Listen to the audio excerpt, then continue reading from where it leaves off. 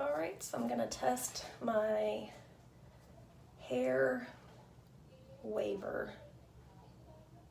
I've turned it on. It's been sitting for a minute to 200 degrees. 210 is the highest it'll go. Let me get this out of the way. So this is my hair in the morning because I wash it and I sleep on it. I don't hardly ever use a blow dryer. But let's see what this does. I'll take a section here in the front.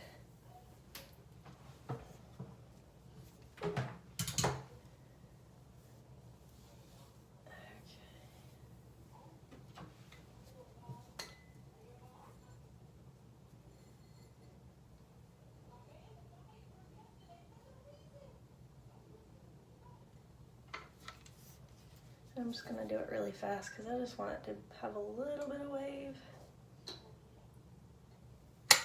There we go. Looks pretty good.